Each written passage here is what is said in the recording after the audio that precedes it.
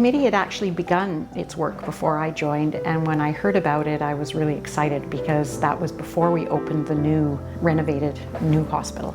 And I had always wanted to get involved in the whole notion of healing and art and beautiful spaces and how that can impact people who are feeling sick or visiting someone that's sick or working there. This is a really unique and fun group of people to work with. We started out with nothing, no money, no ideas, and it's just blossomed, and all you have to do is walk through the hospital. It can do things like calm people down, it can reduce heart rate, reduce anxiety. All my life I've been really interested in that connection between arts and culture and healing and all the kinds of things that will make us a more civil society and make it a better place for people to work, heal, visit, those kinds of things. There are other aspects to the arts that we're also integrating, like music and the people who are playing in the hospital, and we hope to keep it growing with other kinds of arts as well. What I love the best is that they get it instantly. They come in the door, they come, you know, from the parkade or from the front door, and they hear the music and they go, oh, is that ever nice? And they instantly get that it's there to be healing music and not just entertainment.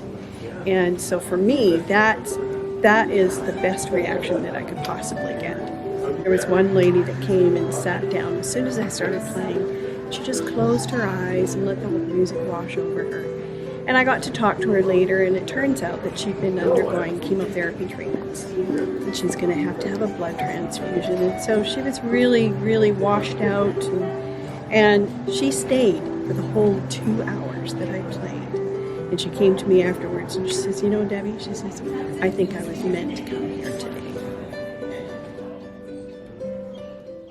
The latest project I worked on, which was so exciting, was the sculpture walk, which is designed so that people, when they've got some time, employees, visitors, maybe even patients, can wander along the beautiful creek, see some sculptures, get a chance to, you know, get out into the fresh air and hopefully just get out of their heads for a while. Most of the sculptures on that particular walk are local sculptors like Clint George, who had been commissioned to do a beautiful piece out in front of the emergency. And the sculptures are there for 1 year with the idea that perhaps in the future we'll have sufficient funds to buy them.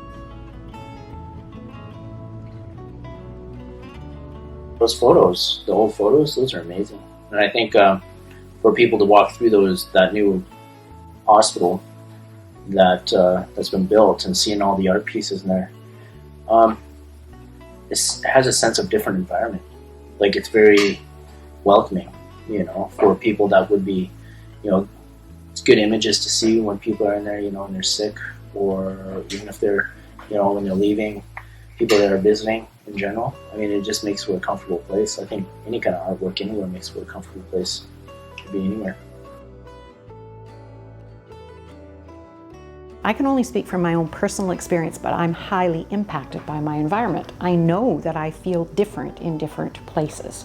And so if you can go into an environment like the hospital, the new hospital, that is bright and airy and has beautiful things on the wall, it can't help but make a difference. If people can find it in their hearts and get excited about this stuff, then we can purchase it and it can stay there.